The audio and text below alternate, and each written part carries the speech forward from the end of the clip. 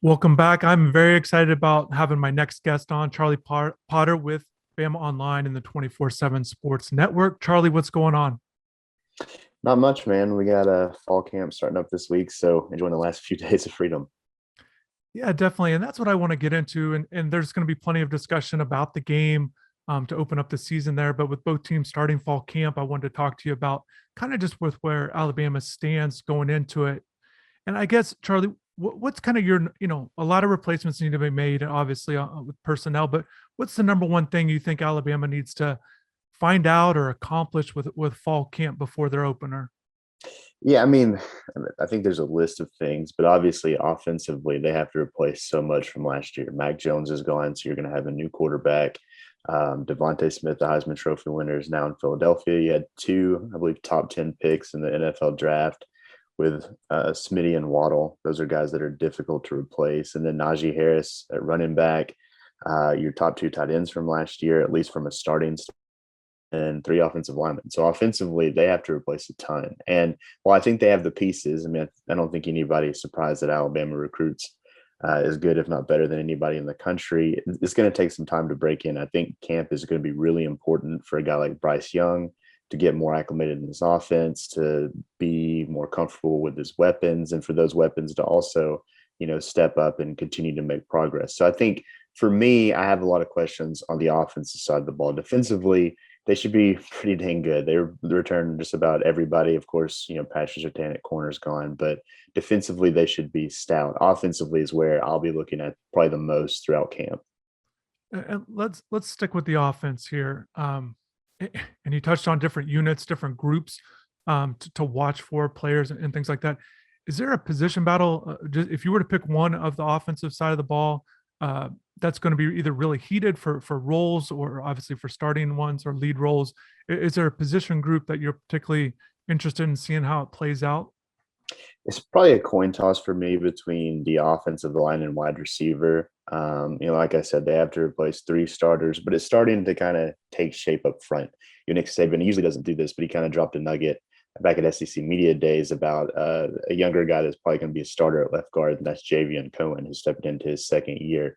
So basically, you have from left tackle to right guard pretty much figured out. It could change. There's always going to be competition in Alabama, but right tackle is kind of where that battle is on the offensive line.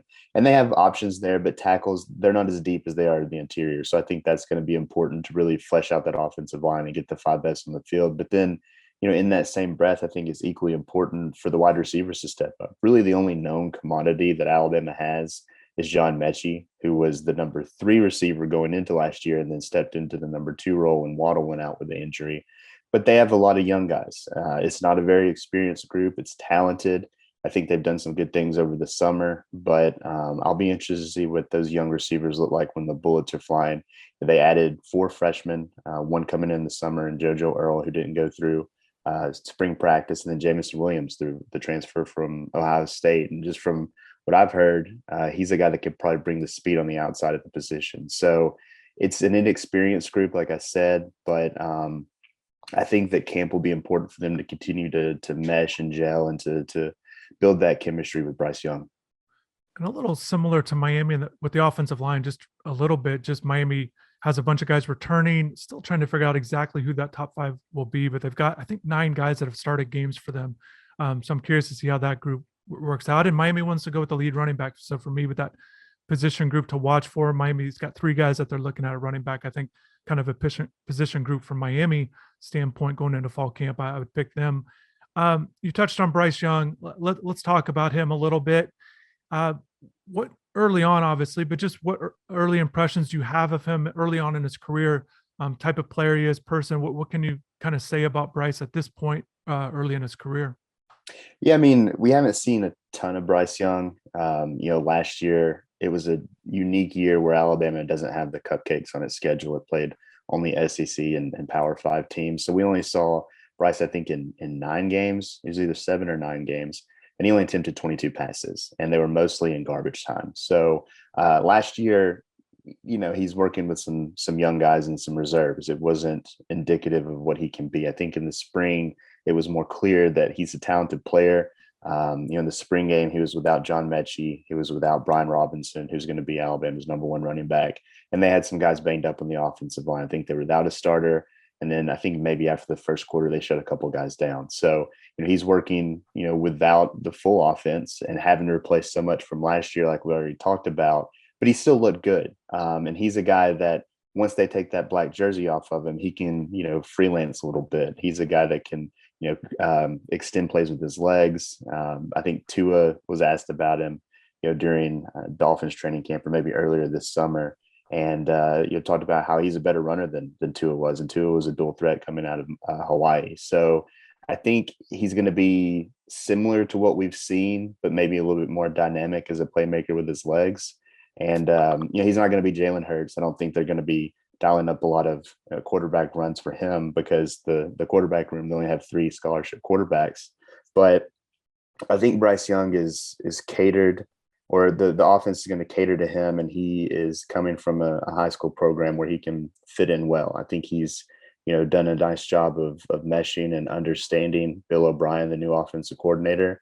And he's going to have to make plays early because they have to replace so much, but I think he's capable. I know there's been a lot of hype around him, but he's the number one player in the country for a reason, and he's handled that pretty well. And you touched on it defensively, just returning a number of guys.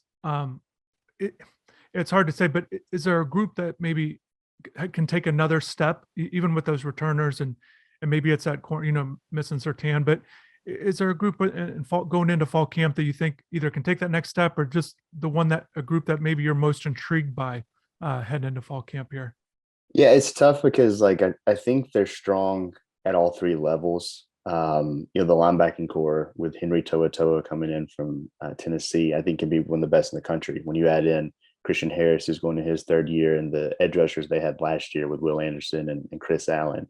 But I think Henry To'oTo'o can really take them to that next step and make them elite. They can be the best linebacking core in the country, no doubt. And that's saying something because you had Dylan Moses there last year, but he was banged up with injury. I think it's hard to say and kind of hard to fathom, but it's like they upgraded the position with adding Henry To'oTo'o and replacing Dylan Moses. And I don't think if you asked me if that would be the case a couple of years ago, if I'd say that. So I think I'm fascinated just to see this new group kind of mesh together and how they look.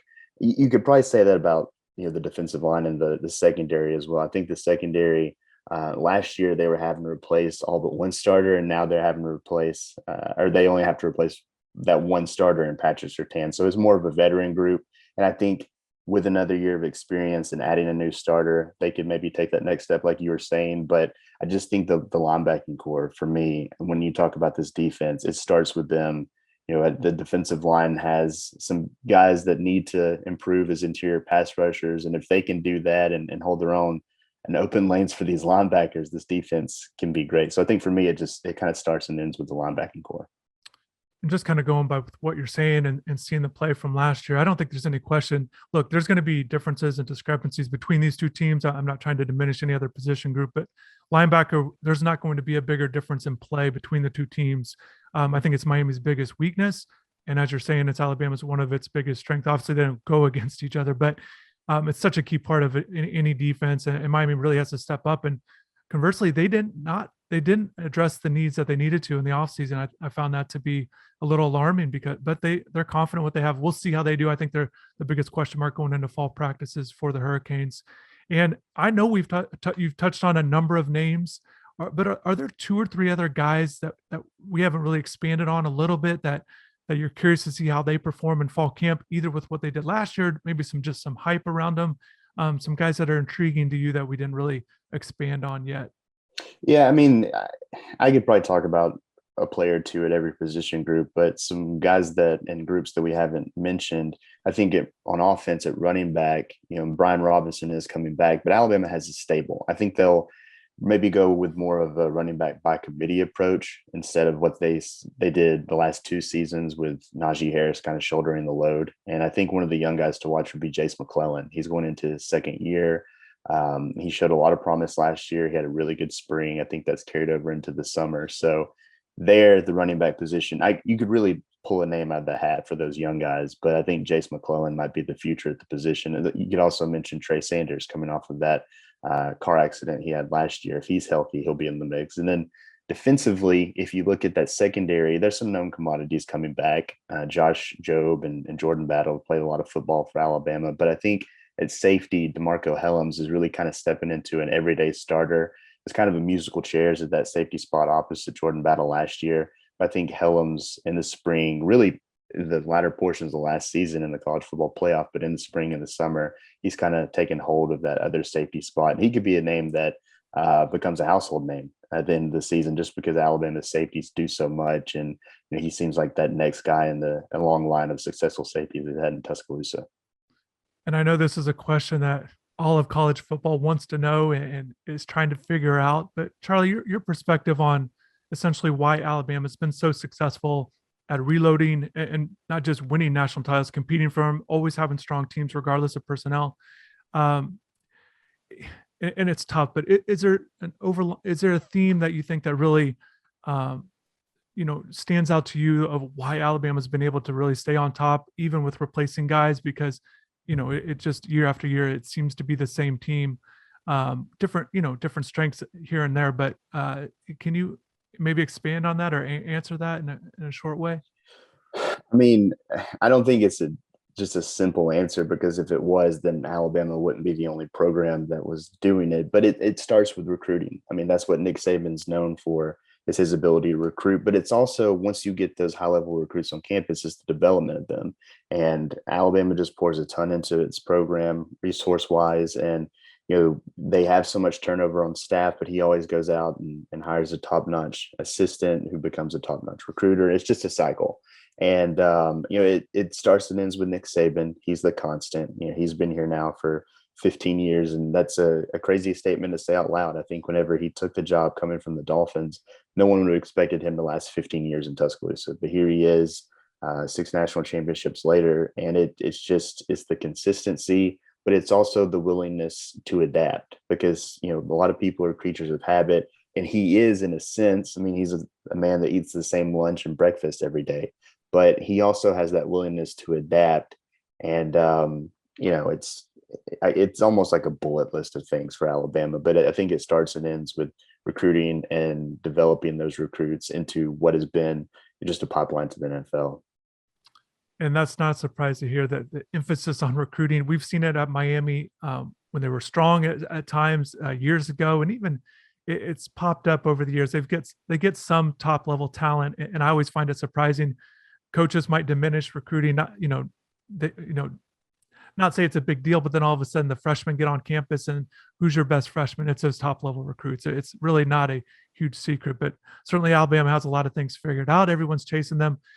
Plenty to discuss leading into the game, Charlie, but I definitely appreciate talking as we get into fall camp for both teams. Should be a lot of fun. Fall camp football is finally here, so definitely appreciate you. Keep up the good work on BamaOnline. Appreciate it, man. Thanks for having me. I'm looking forward to this matchup. It should be a lot of fun. All right, take care.